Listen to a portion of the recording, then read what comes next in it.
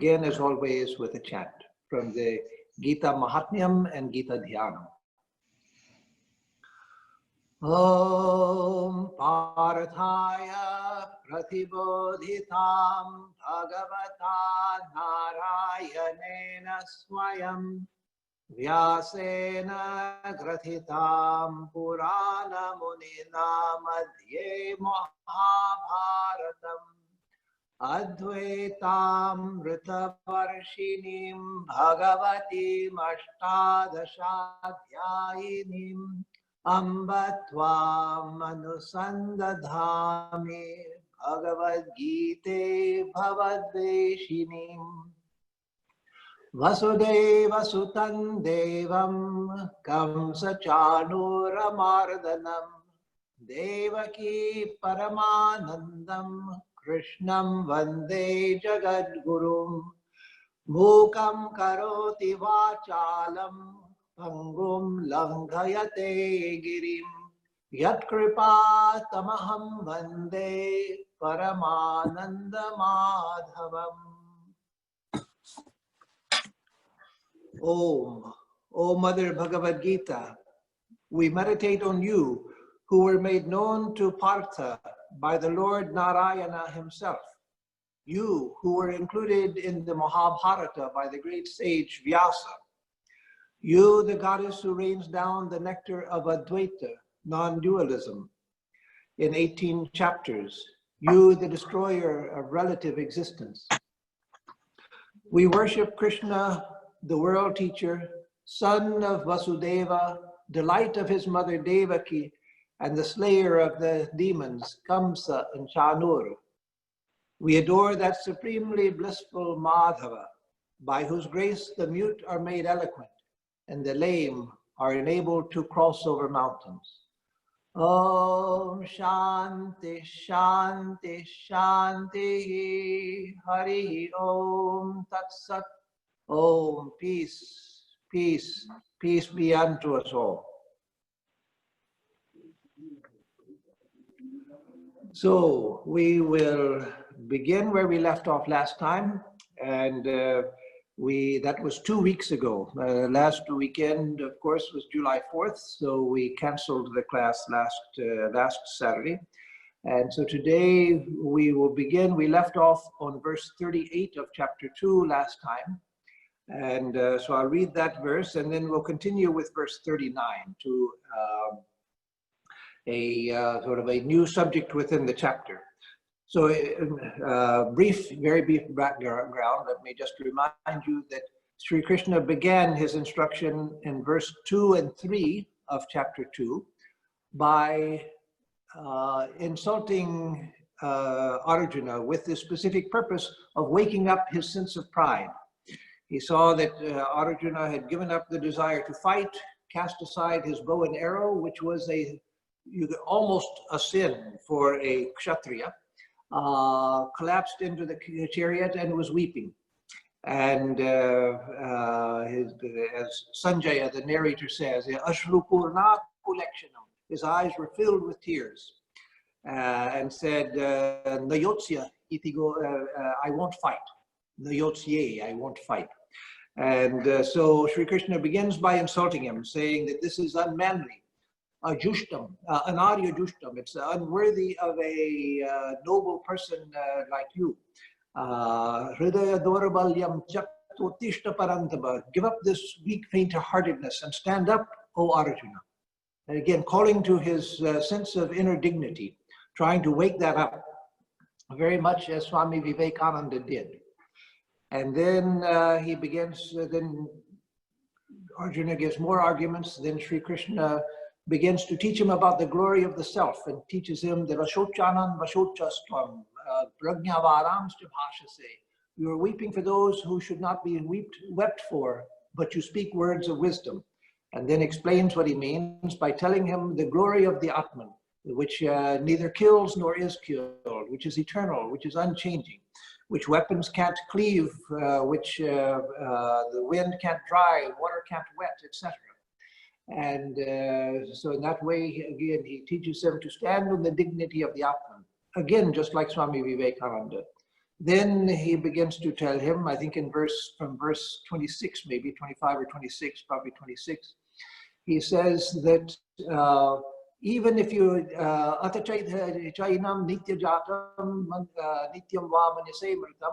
even if you think that the self comes and goes, that the self is not eternal, even if you don't accept that, if you think people are born and they die and that's it, even then you should stand up and fight. So from a purely naturalistic standpoint, he says you should fight. And then he says, Swadharma Vapichavikshya, from the standpoint of your Swadharma, your duty, from that standpoint also you should fight. And then he says, Kirting Chapi Bhutari, Sambhavitasya Chakirtir Maranaratirichyate. For one who is used to be honored like you in society, dishonor is the worst thing that could befall you. And here your people are going to think that you are running away from battle like a coward. So stand up, stand up. So that is the in essence the instruction so far. But we'll see from this verse 39 forward that he comes back and stays from now to the end of the Gita on the glory of the self and its relationship to God. So the other arguments were there in case Arjuna couldn't accept the spiritual argument. The idea is that there's no reason for you to do what you're doing. You can't appeal to anything. You're appealing to compassion and so forth. No, it's weakness. From every standpoint, including even the naturalistic point that people are just bodies and minds. They are born and they die and that's it. Even from that standpoint, there's no excuse for your weakness. So again, as always, I keep pointing out and will continue to point out that all of these instructions are addressed through Arjuna to us. All of these things are for us. That is to see that there is no excuse for weakness. Yes, weakness may be natural because it has become natural, but we have to rise above weakness because weakness does us no good. From the standpoint of duty, swadharma, we have to do that which is in front of us to be done. From the standpoint of the naturalistic standpoint, if you're born and die and that's all there is to it, still there's no excuse for not doing that which has to be done. And from the standpoint of the self, of course, there is no reason not to face every circumstance in life with our head up. And so verse 38, where we ended last time, ended that topic and says, Sukha dukkhe same kritva labha labhau jaya jayo tato yuddhaya yudyasva naivam papam avapsyasi. So sukha dukkhe same kritva, making pleasure and pain the same. Labha labhau jaya jayo, attainment and loss, conquest and defeat. Make all of these the same. At the to yuddhaya yujasva, making them the same, then join in the battle. In this way, you will not attain to sin. Naivam papam avapsyasi. In this way, you will not incur sin. So again, this is a theme that goes all the way through the Gita. Starting where he says in verse 14 of chapter 2, Matras parishastu kavanteya shitoshna sukha dukkadaha agamapaino nityas konstitikshasva bharata. The contact of the senses with their objects, like the heat and cold, pleasure and pain, they come and they go. So bear them, O Arjuna. Bear them how? Should we bear them just as a stoic?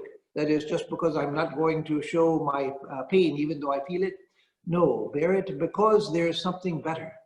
Because there is a state of consciousness where these things disappear completely. So begin by bearing them so that you can attain to steadiness of mind. And then when you have that steadiness of mind, then you can attain to a deeper state of consciousness where these things actually lose all of their meaning. So having made pleasure and pain, gain and loss, conquest and defeat the same, Engage you then in battle, so shall you incur no sin. So that is where we left off last time. And now verse 39 changes the subject slightly, or to a different aspect of the subject. And here in verse 39, he says, Esha te bhihita sankye buddhir yoge tvimam shrino buddhya yukto yaya partha naivam karma bandham prahasyasi. So Esha te bhihita sankye. Up until now, I have explained to you the principles of knowledge, of Sankhya. But here it doesn't mean Sankhya as opposed to Vedanta. It means Sankhya as the teaching of the highest knowledge. Because here he's been teaching about the glory of the Atman, the glory of the self, which is untouched by pleasure and pain, gain and loss, etc. Buddhir yoge tvimam shrinu. Now listen to the way of action. Buddhi yoga, here by that he means the path of karma yoga. Even though buddhi is the highest faculty of the mind, and you would think that it would apply to jnana yoga, but because he's already said Sankhya, you've already heard Sankhya, which means jnana yoga. So here buddhi yoga means the use of the buddhi in karma yoga. That is, remaining detached by identifying with the buddhi, the highest part of the mind, which catches the reflection of the self, identifying with that and not identifying with the pairs of opposites. Buddhya yukto yaya partha karma bandham prahasyasi. And how by joining yourself to karma yoga, you will break the bonds of karma. So the running translation here is, the requisite mental attitude towards the self has just been taught to you. Now hear about it in respect of the way of action, being endowed with which, O Partha, you will get rid of the bondage of actions. So now here he's turning to the path of action, and saying that is what I will teach you now. So in the first chapter, you find in the beginning half of it, and in the last part of it also, which we will come to, an emphasis on the path of knowledge. And here in the middle, there are some verses on the path of action, the path of engagement with the world. How to engage with the world from a standpoint which is not contrary to knowledge, so that you can act as necessary, but through that break the bonds of karma. The problem with action is that normally when we involve ourselves in action, we get caught up in the action because of our desire for the fruits, because of our hope for a particular outcome and so forth. Our emotions get involved in the action, and then we find ourselves bound. One action leads to another, which leads to another, which leads to another. One complication leads to another, which leads to another, etc. And so in order to avoid that, he's teaching here the path of action. So again, this verse 39 is just a transitional verse from, now you've heard these principles of Sankhya, these principles of the nature of the self. Now hear the same from the standpoint of Buddhi Yoga, which again here refers to Karma Yoga. Let me see what how that's translated by, yes, in Swami Swarupananda's Gita, he translates it not as Karma Yoga, but he translates it as the wisdom of yoga. The wisdom of yoga, Buddhi Yoga as the wisdom of yoga. And that is a more exact translation, because in the Gita, when just yoga is used, it most often, though it can have a number of meanings, yoga by itself usually means karma yoga. And Sankhya in the Gita usually means the path of knowledge, jnana yoga. So Sankhya, jnana yoga, and yoga, karma yoga.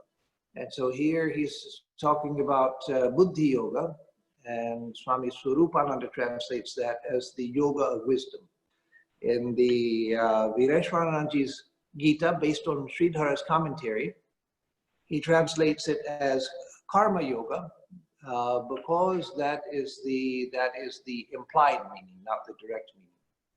So now in verse 40 we come to Nehabhi kramanashosti pratyavayo na vidyate swalpamapyasya dharmasya trayate mahato bhayat. So here this is a very significant verse. Not that this one requires a lot of commentary, but it is a famous verse which is often quoted. Nehabhi kramanashosti. In this Buddhi Yoga, in this Karma Yoga, in this yoga, there is no contrary effect. So here the idea is that when you do a Vedic rite, because remember that the Gita was composed or given at the time, still during the late Vedic period. The late Vedic period, when people were engaged in yajna, in sacrifice. And so in a sacrifice, if you do something wrong, even the slightest thing wrong, you get a pratyavaya, you get a contrary result. You're doing the yajna for a particular end, but even if you chant something wrong, if there's something wrong with the offering, if there's something wrong with the process, then you get a pratyavaya, you get a contrary result. That is contrary to that which you wanted. You get a bad result. So neha abhikramanasho, that means that there's no wasted effort, and then pratyavayo navidyate, and there is no contrary effect. So in the practice of karma yoga, which he's about to begin teaching, he says that there's no wasted effort, abhikramanasha, and there is no pratyavaya, there is no contrary effect. So again, in doing a ritual, the ritual yajna in the Vedic times, if you didn't do it right at the very best, there would be a waste of the whole effort. And the rituals were very difficult to perform. And so the effort would be wasted. And at the worst, you would get a contrary result. And so here he says, in the practice of karma yoga, you don't have that to worry about. Swalpamapyasya dharmasya trayate mahato bhayat. Even a little bit of this dharma, will carry you beyond the great fear. And of course, what is the great fear? The great fear is the fear of death, that which everyone fears the most. So it's said that the spiritual person, the person who is advanced spiritually, dies in peace and with contentment, whereas the ordinary person dies in great fear. And so we overcome the fear of death. And that is what Arjuna, one of the problems for Arjuna here was the fear of death. Not just his own death, but the death of the others that he was going to cause. And so Sri Krishna is saying that just a little, swalpam api asya dharmasya, even a little bit of this practice, even a little bit of this truth, trayate mahato bhayat, takes you across the great fear. So again, the two halves of the verse are put together. First, that here there's nothing to worry about in the practice of karma yoga because there's no wasted effort. Whatever you do will be to your benefit. There's no wasted effort. And there's no contrary result. You're not going by making a mistake in karma yoga. It's not that the opposite is going to happen to you. No, because here sincerity is what counts. And everything that you do will be to your benefit. And it will take you across, even a little bit, will take you across the great fear. So that is a wonderful promise made by Sri Krishna here. And it's a promise which is true. It's a promise which he wouldn't make it were it not true. So this is the science which he's going to begin. So for some verses, he will talk about that. First, he's going to talk about the insufficiency of the Vedic rites. Because again, here he said this is not like the Vedic rites, where you can have the wasted effort and contrary results. You're trying for long life, you're trying for wealth, you're trying for life in heaven, and because you did something wrong, you get just the opposite. So that's the danger of those. But here, there's none of that to worry about. So he'll, after this verse, from 41 for several verses up to 45, I think, he'll talk about, again, up to 46, 45. He'll talk about the insufficiency of the Vedic rites, because that is tied to this verse. So as the running translation goes here in Swami Vireshwaranandaji Maharaj's translation, in this Buddhi Yoga, this Karma Yoga, there is no waste of any undertaking, nor is there a chance of incurring sin from having the contrary result. Even the least bit of this religion, of this Dharma, saves one from the great fear of death, that is. So what we want in spiritual life is something that will give us the certainty of attaining to the goal with the least danger possible. So that's why Sri Ramakrishna, when he says in the gospel that in this age karma yoga is very difficult, he's not talking about the karma yoga of the Gita, he's not talking about karma yoga as Swamiji taught. Because you find in the gospel of Sri Ramakrishna, it's full of the teaching of karma yoga. So then how could Sri Ramakrishna say that in the Kali Yuga, karma yoga is very difficult? By that, he's talking about the traditional idea of karma yoga. So whenever you see Sri Ramakrishna saying that karma yoga is very difficult, remember that he's speaking about the classical idea of karma yoga, which is not what Sri Krishna taught. Sri Krishna taught what Swamiji taught. That is his karma yoga. But the commentators later, they turned that into something else. They turned that into the practice of Vedic rites without a desire for the fruits. So normally you do the Vedic rites for two reasons. The Nitya Naimitika karmas, those which you're supposed to do every day, you do them just because the Veda tells you to do them. And by doing them, you don't get any merit, but by not doing them, you get papa, you get demerit. But then the other rites you do because you get something out of them. So the classical commentators, Shankaracharya, Ramanujacharya, Madhvacharya, Madhusudanacharya, all of the classical commentators on the Gita, they interpreted karma yoga as doing those Vedic injunctions, but without the desire for the results, like getting wealth, like getting progeny, like getting a long life in the heavenly world, in Swarga, like getting a kingdom, etc. So the usual reason for performing the Vedic rites was for that, to get good things. And so they said that no, karma yoga means you do the things that are taught in the Vedas, but you do them without desire for the results. So Sri Ramakrishna was saying that that classical karma yoga is very difficult in the Kali Yuga, where you're doing things just because you have to, because the scriptures say to do them, but you don't desire anything from them. That is a very difficult thing. I'm going to do all of these things that the scriptures say I should do, because the scriptures say I should do them, but I'm not going to have the desire for any result. What do you hold on to? What do you hold on to? Where is your refuge? There's no refuge in that, just pure non-attachment in the midst of performing these various rites.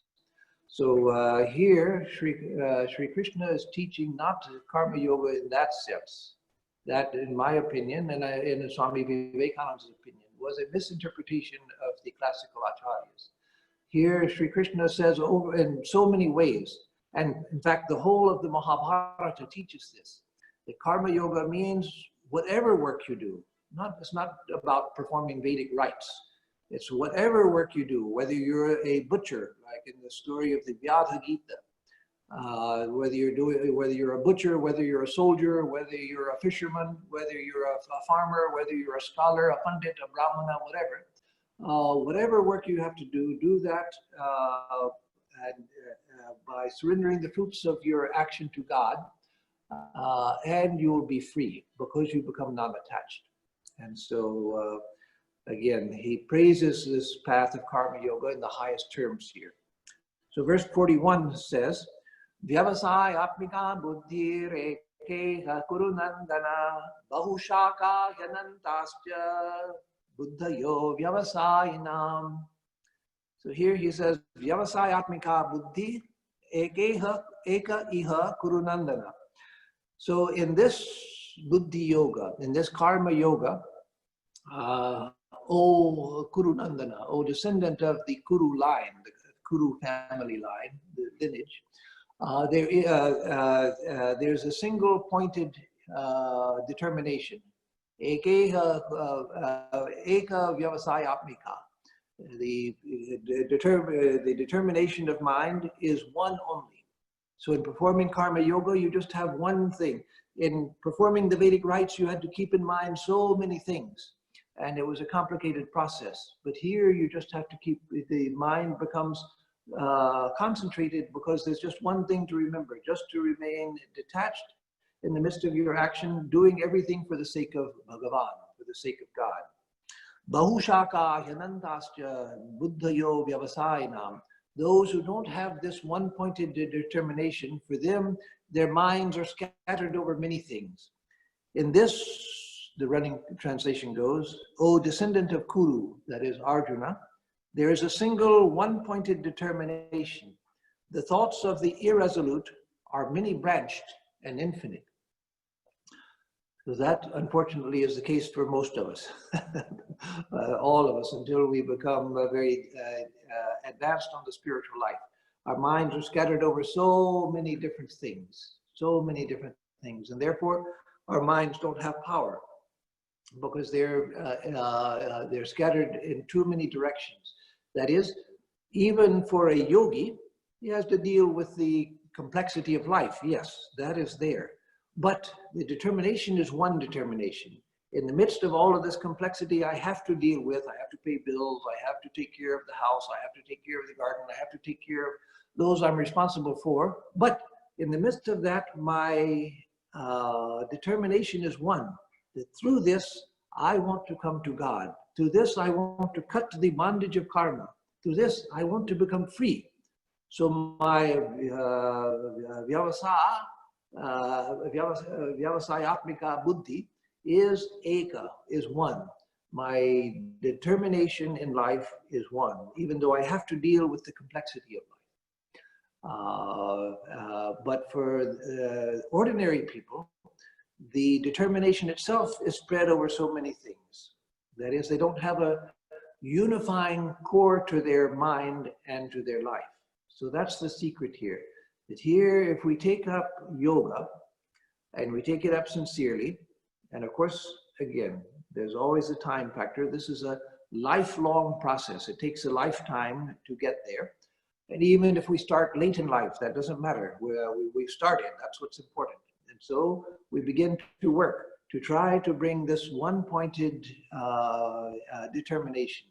That this, in the midst of all of the things I have to do, all of the complex situations that come to me, all of these things that I have to deal with, my determination, my aim, my purpose is one only one thing. There was a wonderful devotee I mentioned before in this class, maybe when I was in Austin, maybe over this new version of the online class, a wonderful devotee named Clemmy. She was a Belgian-French woman and a disciple of Swami Prabhavananda, but also very much influenced by Swami Ritajanandaji from Gretz Ashram in France. She came to San Diego in 1983 when we were just establishing the new center in San Diego, just bought a house and getting a center up and running.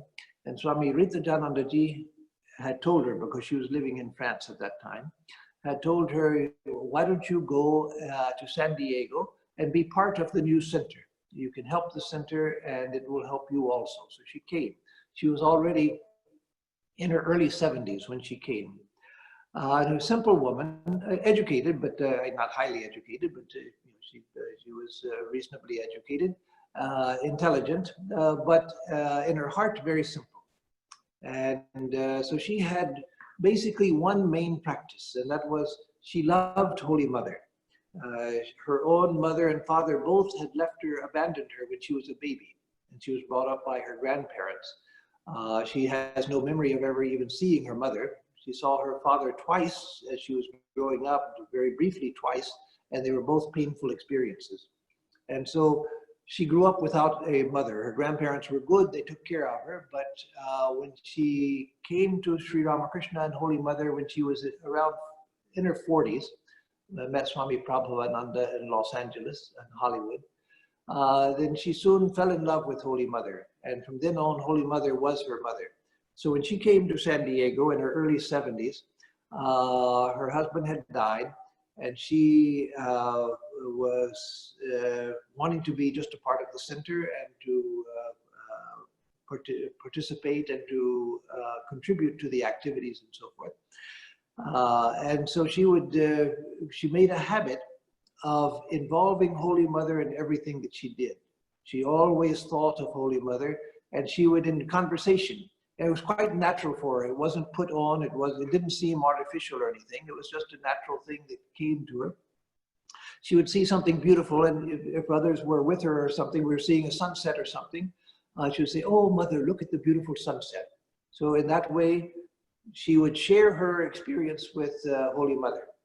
She would eat something. She liked to take us Swamis, there were two of us at that time, out to eat once in a month. She had very little money. She had a small pension from the Belgian government as a survivor of World War II. And on that, she lived an extremely simple, physically a very simple life. But once a month or so, she would like to take us to a simple restaurant to have something to eat. So if she had something good to eat, she'd say, "Oh, Mother, isn't this nice?" And then if she had something to complain about, she would say, "Oh, Mother, why did that happen? Why did you allow that to happen, Mother? What am I supposed to do about this?" So in that simple practice, she involved Holy Mother in all of her mental processes. And so that continued. She had several times when it looked like she was going to die. She had cancer and various problems and ups and downs of her health. She ended up living to be 102 years old. And I last saw her the day before she died when she was 102. And I knew she was going to die, but I had to get on a plane to go back to India where I was living. And so she's an example of someone who just there was one thing in her life. She did everything that she had to do, and she was a simple woman. She was a householder, but Holy Mother became central to her life, and that lasted until until her last moment on earth. And so it was wonderful to see how she had this single-minded core to her life. So in this, O descendant of Kuru, O Arjuna, there is a single one-pointed determination. The thoughts of the irresolute, that is the ordinary people, are many-branched and infinite. The next three verses go together, so I'll chant the three together, translate them together, and then they won't require much commentary. Their meaning is fairly obvious. So 42, 43, and 44 go. Yamimam pushpitam vacham pravadantya vipastitaha vedavada ratha partha nandyadastiti vadinaha kamatmana swarga paral janma karma phala pradam kriya vishesha bahulam bhogaishwarya gatim prati bhogaishwarya prasaktanam daya parita chetasam vyavasayapnika buddhi samadho navidhiyate. So here all of this is criticizing the old Vedic rites. Because again, this was at the end of that period, the period when the Upanishads were being composed and the Vedic rites were still being performed. It was not yet, it was before the time of the Buddha, before the birth of the Buddha. With the teachings of the Buddha and the spread of his message, the Vedic period ended, because the Buddha taught against the Vedic rites. And so powerful was his teaching and his example that the Vedic period came to an end. And then classical Hinduism began to rise. So these three verses say, the dull-witted, those whose minds are full of desires, people whose minds are full of desires. And the dull-witted here means not people who are uneducated or anything, or who have low mental capacity. It means ordinary people are dull-witted, and that's why they're ordinary people. So, because they don't see the truth of the Atman. So the dull-witted here means almost the great majority of people, except for those who are on the spiritual path. The dull-witted, whose minds are full of desires, who regard heaven, Swarga, as their highest goal. Here it's not talking about Ramakrishna Loka or Kailasa or Vaikuntha, but Swarga, the world of enjoyment. Those who are enamored of the panegyric statements in the Vedas and assert that there is nothing higher than this. That is, they're enamored of these, the glowing descriptions in the Vedas of the heavenly worlds and all of that. Who speak familiar flowery words about numerous kinds of rites, producing birth, actions, and their results. So the Vedas, here it's speaking of the Vedas, speak in flowery words about numerous kinds of rites. Do this and you will get this wonderful result. Do this yajna and you'll get that wonderful result. As a means to enjoyment and to power. By doing these, you get enjoyment and you get power. Those who are attached to enjoyment and power, and whose minds are carried away by these flowery words of the Vedas, do not attain one-pointed determination leading to concentration on God. So here the idea is that ordinary people, they're carried away by the words of the Vedas, which are in praise. He's not talking about the Upanishads, he's not talking about the Samhitas, which are full of prayers, but he's talking about the Brahmanas, which speak about all kinds of rites and rituals that can be performed and which bring results which ordinary people desire. People want power, people want prosperity, people want enjoyment, people want long life, people want progeny. And so these are the things that are promised in the Vedas for those who perform the yajnas. And so they speak of these things in flowery words, and people who are dull-witted, people who, that is, again, they may be university professors, but if these are the things that they're satisfied with, they are the dull-witted. So it's not just talking about people who are uneducated, talking about those who are so dull-witted that they think that this world is everything, and that the great promises of the Vedic rites are the real things to be desired in this world. So that is the intent of these three verses, to let Arjuna know that this is not where you should put your heart, that there's something higher than this. This is only for the dull-witted and for those whose minds are attached to birth and enjoyment and power. So then he comes to verse 45, where he sums up what he's saying about this portion of the Vedic tradition. Traigunya Vishaya Veda Nistraigunyo Bhavarjuna Nirdvandvo Nitya Sattvasto Niryoga Kshema Atmavan. So Traigunya Vishaya Veda. The Vedas deal with the three gunas, Sattva, Rajas, and Tamas. That is, they deal with this world and Swarga, the heavenly world of enjoyment. Again, not Ramakrishna Loka, Brahma Loka, Kailas, Vaikuntha, the world where you live with God, in the consciousness of God. Those are the highest spiritual world, just short of the highest illumination, where one lives in a realm of deep and profound blissful meditation. But here he's talking about our usual conception of heavenly worlds, the heavenly worlds that most religious people around the world are thinking of when they think of heaven. A place where you go that's full of enjoyment, where you live for a long time, or some religions believe you live there forever. Vedanta doesn't accept that. That's impossible philosophically. So all of these things deal with the three gunas, because even Swarga is under the control of the three gunas. Traigunya Vishaya Veda, the Vedas deal only with matters of the three gunas. Again, he's not talking about the Upanishads. These Traigunyo Bhavarjuna, O Arjuna, be beyond the three gunas, be unaffected by the three gunas. To be beyond the three gunas, that's our goal, but that, of course, is a high goal. So start by trying to be unaffected by the three gunas. That is, by being their witness, not being a slave of the three gunas. Let us be either identified with the Sakshi, with the witnessing consciousness, with the Atman, or let us surrender ourselves to Prabhu, to God. And in either way, we will be Nistraigunya, unconcerned with the three gunas. Nirdvandva, be beyond the pairs of opposites, happiness and misery, heat and cold, pain and pleasure. Now, to be beyond pain and pleasure, that of course is very, very difficult. Even a high soul feels the pains of the body, but we can learn to bear with them, to be patient in the midst. And when we have pleasure, to realize that's one type of sensation, pain is another type of sensation.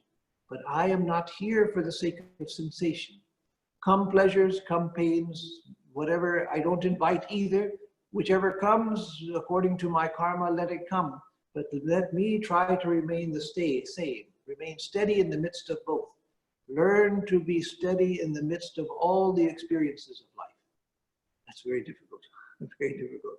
You have a sick child, you have a sick husband or wife, you yourself are sick, whatever, and to remain equal. No, that doesn't mean that you don't feel for other people and you don't try to do your best to help other people who need your help. But it does mean don't ever surrender yourself completely to any situation. That is, keep your center intact. Keep the mind calm. When you have to face a difficult situation, then learn to keep your mind calm even in that. Because by getting agitated, you don't help the situation at all. And you destroy your own ability to deal with the situation properly. And so learn to face everything with nirdvandva, without being disturbed by the pairs of opposites. Nitya sattvastha, be ever established in sattva. And sattva here means the buddhi. That is, remain as, identify with the buddhi. That is the highest part of the part of the mind which is calm, the part of the mind which is tranquil, the part of the mind which is luminous, the part of the mind which is where consciousness sits. So by identifying yourself with consciousness, with the Sakshi, you are being Nitya Sattva Stha. Stha established, Nitya always in the Sattva, in the Buddhi. Niryoga Kshema Atmavan, regardless of acquisition and possession. And Atmavan, possessed of the Atman, that means self-possessed, be self-possessed. So the running translation is, the Vedas deal with the subjects coming under the three gunas. Traigunya Vishaya Veda. The Vedas deal with subjects coming under the three gunas. O Arjuna, be above the three gunas. Nistraigunyo Bhavarjuna, be above the three gunas. That is, don't be a slave of them. Try to keep your mind. The three gunas are constantly affecting the mind and all of our, governing our mind, our bodies, our experience. So in the midst of all of that, keep yourself steady. That's the way we begin to practice being above the three gunas. Being actually above the three gunas means being an illumined soul. That's the only time we get outside of the three gunas, when we realize the highest truth. Then the three gunas have been transcended. Then we are trigunatit. But as a practice for us, to try to maintain the steadiness of mind in the midst of the experiences of the three gunas.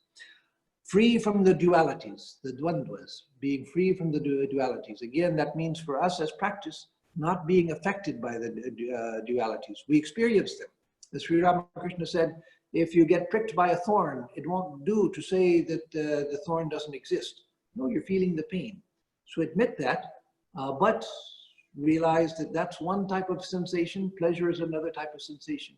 That both sensations, let me not be swayed by these sensations. So don't live an unreal life, live a real life that is seeing that which you're actually experiencing, but reinterpret what you're experiencing, reinterpret it. And you should always be established in, here it says goodness, but I would say established in sattva, in the quality of equanimity, which means being established in the buddhi, in the highest part of the mind, which is calm, tranquil, luminous, regardless of acquisition or preservation and being self-possessed. So remain self-possessed, centered, as the expression, modern expression has it, being centered, being self-possessed, and regardless of acquisition and possession. In gain and loss, labha labho, jaya jayo, in verse 38, he said, being the same in acquisition and in loss, being the same in victory and in defeat. That is, you don't try for defeat, you don't try for loss, but in spite of doing what you can do in life, or what you have to do in life, sometimes we have loss, sometimes we are defeated. And so in the midst of that, don't lose yourself. Remain calm, remain self-possessed. So let nothing disturb you. As Saint Teresa says, Saint Teresa of Avila says in her beautiful prayer, let nothing disturb you. So the Vedas deal with subjects coming under the three gunas, O Arjuna. Be above the three gunas, free from the dualities, always established in sattva, regardless of acquisition or preservation, and always self-possessed. And if we're self-possessed, then these other things come automatically. That is, if we feel ourselves centered. For a jnani, that means actually to begin the best we can to try to identify with the self, with consciousness. For a bhakta, being self-possessed means being possessed of the thought of God, because God is ourself. The antaryami, the inner controller, is God. And so for a bhakta, it means keeping the mind fixed on God in all circumstances. And for the jnani, keeping the mind fixed in the self. So then verse 46 says, Yavan artha udapane sarvata samplutodake tavan sarveshu vedeshu brahmanasya vijanataha. So we'll conclude with this verse because it concludes this subject. Yavan artha udapane sarvata samplutodake. As one has little use for water when the countryside is flooded. So here the image is like with floods in Bangladesh every year, vast floods when there's water everywhere. Then what do you need with a pail of water for? You've got water everywhere. So in the same way, the man of realization, the person of realization, has no use for the Vedas. The Vedas here are compared to like a bucket of water in a flooded country. So a person who has had realization has no use for the Vedas. Because the person of realization, everything is Veda, everything is knowledge, everything is illumination. So the running translation goes, all the purpose that small reservoirs serve is served by a vast lake entirely filled with water. Similarly, the purpose that all the Vedas serve is attained by a man of realization. So now, I just got a message, surprisingly, that my battery is almost dead on this iPad, and it's time to close anyway. So I'll answer questions, but don't be surprised if suddenly I go dark because it means that the battery went out. I had this plugged in, all of this, I had plugged in, and the battery lasts for a long time, but there must have been something wrong with the connection between the plug and the iPad. So anyway, if there are any questions, I'll be glad to answer them as long as battery lasts. Yes, Swamiji, there is one question from Rajendra. And Deborah also has one, yes. Yeah. So Rajendra, you go ahead, and then Deborah. Namaste, Swami. Namaste, Rajendra. Question for you. Can you differentiate the use of Sankhya Yoga as described in Gita versus actually Sankhya and Yoga, Sankhya of Kapila and Yoga of Darshana? What is the distinction and how is being used in a different sense? Yes, there is. That's a good question because there is a sharp distinction. Now, we don't know, and scholars also admit that we don't know what the original Sankhya philosophy of Kapila was. Because in the Gita and in the Katha Upanishad, there's a close similarity between the Gita and the Katha Upanishad. In fact, they share several verses. The Mundaka Upanishad also, but especially the Gita and Katha Upanishad. There's a lot of Sankhya in both. But there's also the idea of God and the idea of the Paramatman, this Supreme Self, which is one, non-dual. And in Sankhya philosophy, as we have it in classical times, it contradicts Vedanta and says that there's not one reality, there's not one self. There's that every living being, animal, plant, and human being, microbe, bacteria, I don't know about a virus, but because it's somewhere between the living and the dead. It appears to have life, but it's not much of a life. But every living being has a Purusha, and there are many Purushas. But Vedanta says, no, there's one self. And Sankhya doesn't accept the idea of God. There is no God. There's only Purushas, many Purushas, infinite number of Purushas. You are a Purusha, everyone here is a Purusha, every living being is different Purusha. And there's Prakriti, nature. So these are the two realities, Purusha and Prakriti. And there's no unity combining all of these. So Vedanta says, no, that's not acceptable. There is the one reality which manifests as different Jivatmans, we are all Jivatmans, and as nature, but all of that exists within the glory of the Paramatman, which is one and non-dual. And Advaita Vedanta says that each one of us is one with that Paramatman. We are that Paramatman. So those are the main distinctions. Vedanta accepted much of the teachings of Sankhya. In fact, it's highly dependent on Sankhya philosophy for its cosmology. But that is the main place where it differs. Vedanta accepts God and accepts the Paramatman, which is the one unity behind all diversity. And Sankhya doesn't accept that. So now Devi had a question, I believe. Yeah, Devi, go ahead. Yes. Of course, I will always ask you a very practical question. So thank you so much.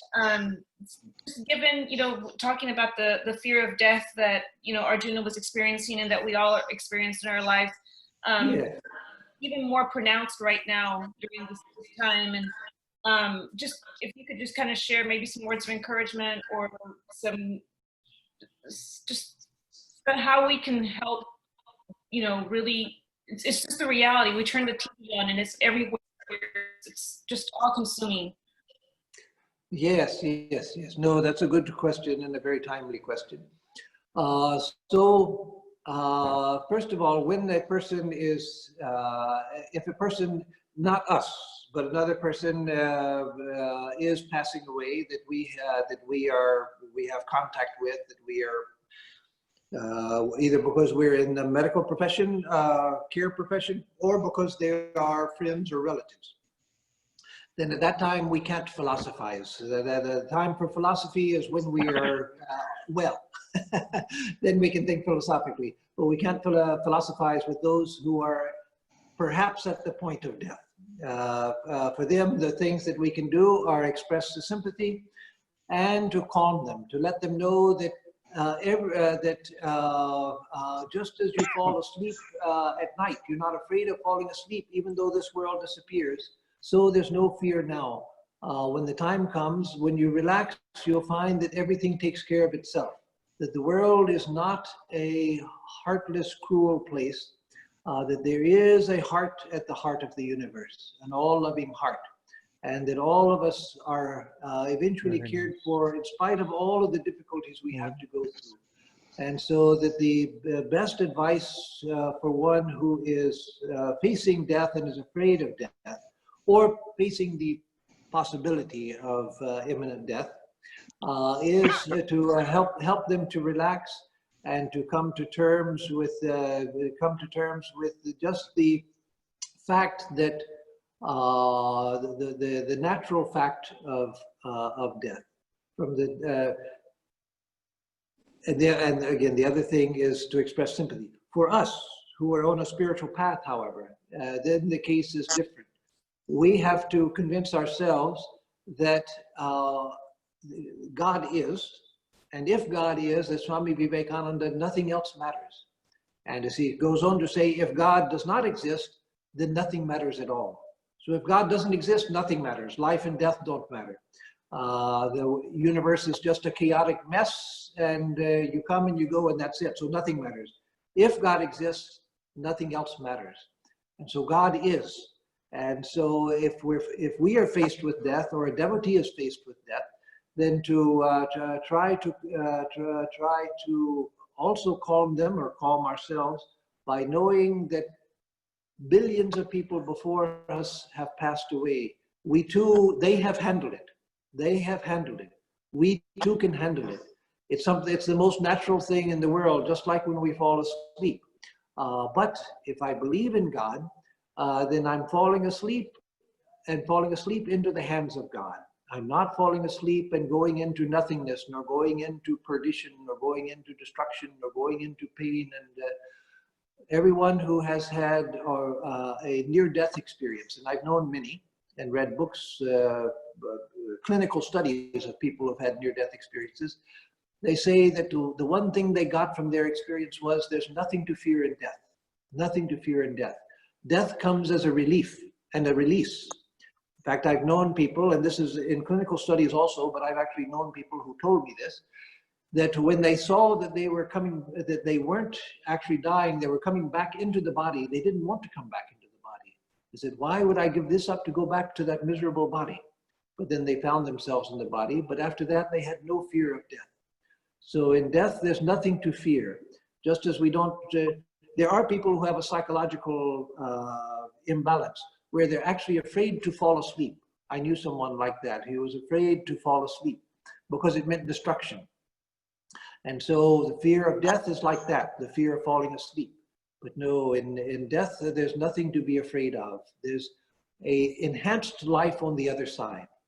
So even if we have not attained to illumination, in passing away, we find ourselves in a position of release until we have to come back into incarnation.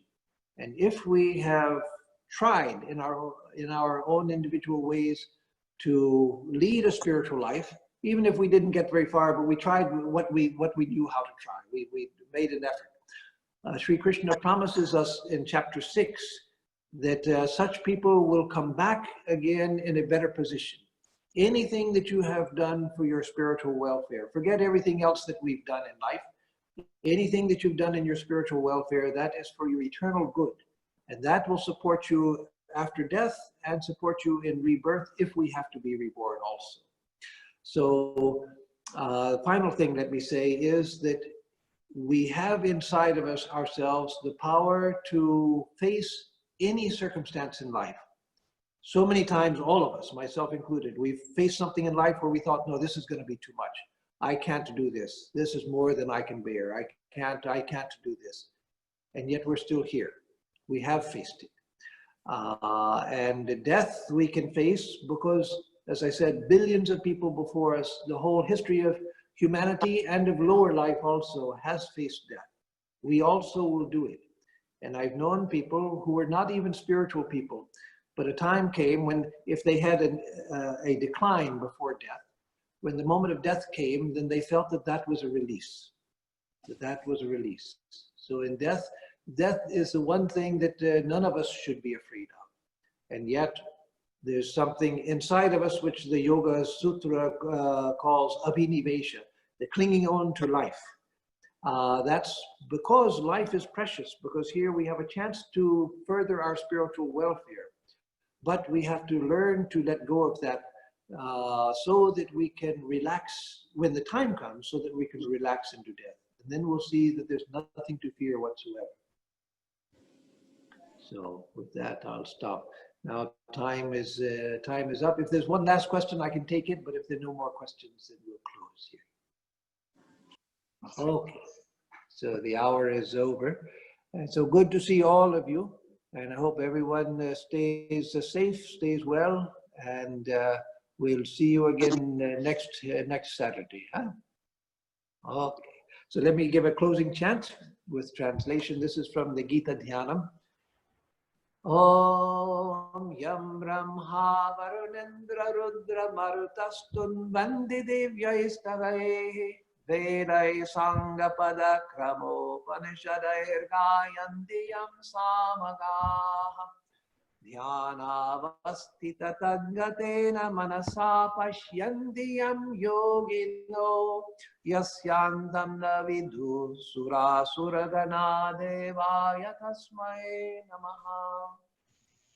We bow to that Supreme Being, whom Brahma and other gods praise with divine hymns, whose glories the singers of the Sama hymns sing through the Vedas and Upanishads, whom the yogis see with their mind absorbed in that through meditation, and whose end and beginning neither the gods nor the asuras know.